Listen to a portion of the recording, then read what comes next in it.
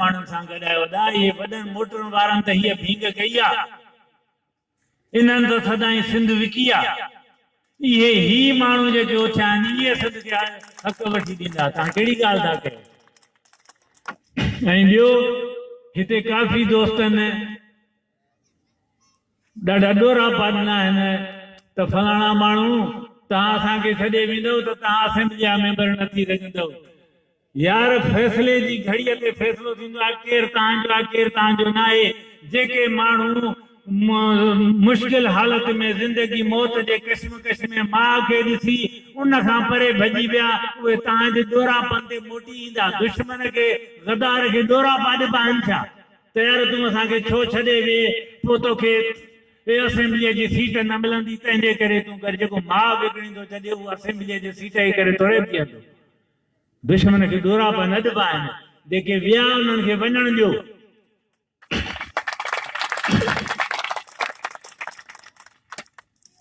असां तव्हां कंहिं बि ॾिसो कंहिं बि ज़मीन जे टुकड़े ते तव्हांजे प्लाट ते ज़मीन जे जिरेब एकड़ ते को माण्हू कब्ज़ो कंदो आहे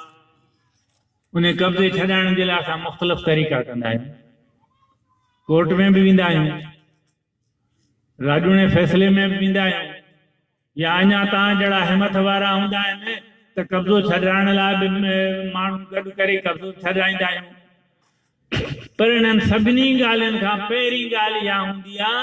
त असां दावा कंदा आहियूं त इहो प्लाट या इहा ज़मीन मुंहिंजी आहे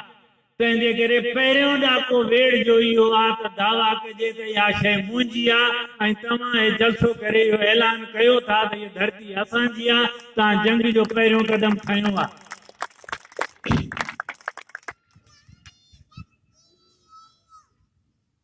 ऐं मलिक रियाज़ DH वारा अचनि था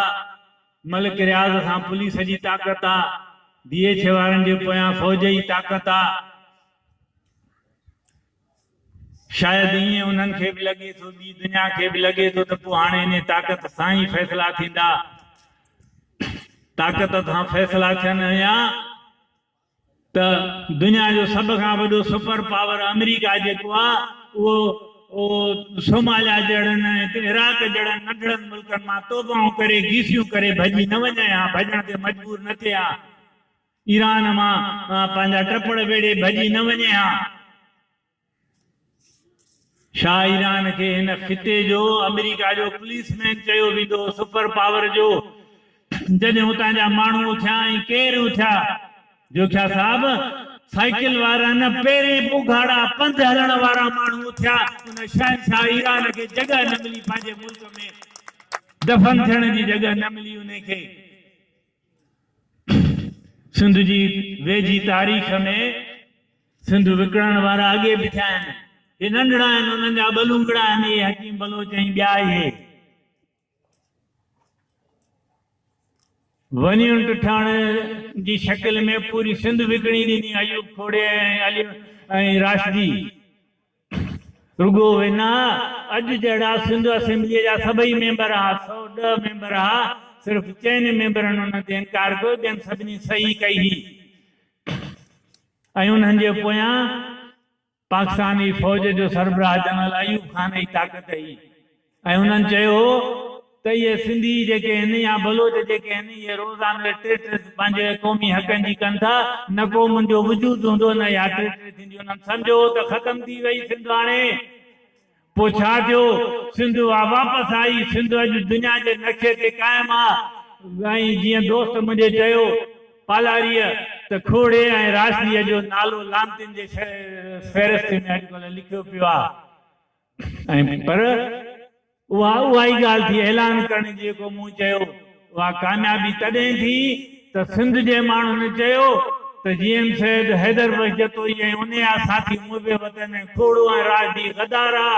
अॼु तव्हां चओ इहो ऐलान कयो त इन्हनि सभिनी सिंध विकिणण वारा जेके जिन जा नाला वरितव इन्हनि जो जेको सरबराह हुआ ज़रदारी उहो गदारा नाऊमल ऐं खोड़े राशदीअ जी कतार में उनजो नालो लिखाइण लाइ तयारु थियो मां यकीन थो ॾियारियां तव्हांखे त सिंध बचंदी तव्हांजा इहे घर इहे बंद बि बचंदा ॻाल्हि उन्हनि जी कयो न उन्हनि जा जेके मुलाज़िम आहिनि जेके बूट पॉलिश था कनि उन्हनि सां कहिड़ी वेड़ करणी आहे तव्हां ऐं वरी वॾी ॻाल्हि ॾुख जी आहे त उन्हनि खे वरी ॾोरा पाॼो या आईंदा ॾोरापा न ॾिजो भाड़ीअ खे ॾोरापो न ॾिबो आहे मुड़ुस खे ॾोरापो ॾिबो आहे त पोइ यार हुनखे गैरत अची वेंदी आहे जेको भाड़ी आहे हुनखे ॾोरापो न ॾिबो आहे सो ॻाल्हि ख़तमु कयां थो मां ॻाल्हियूं घणियूं आहिनि वरी कॾहिं कबियूं हफ़ीज़ वेठो आहे मूंखे अॼु मां वियोसि कराची खां ॿाहिरि मूंखे सुभाणे मोटणो तमामु ज़रूरी कम सां वियोसि पर मूंखे हिन दड़को ॾिनो अॻे हफ़्ते ते त कम वम ॿिया न हुजनि तोखे हिते अचिणो आहे सो हाज़ुर थियासीं ऐं उमेद आहे त हीअ जंग हलंदी ही नस्लनि जी वेड़ आहे इहो न ॾिसो त महीने में 6 महीने में मिले थो या असांखे नथो मिले ही नस्लनि जी वेड़ आहे तव्हां असां इहा वेड़ पंहिंजी ईंदड़ नस्लनि जे लाइ कंदा या जारी रहंदी मूंखे उमेद आहे त वरी हिते जलसा थींदा पोइ रहियल ॻाल्हियूं वरी उते अची कंदासीं तव्हांजी महिरबानी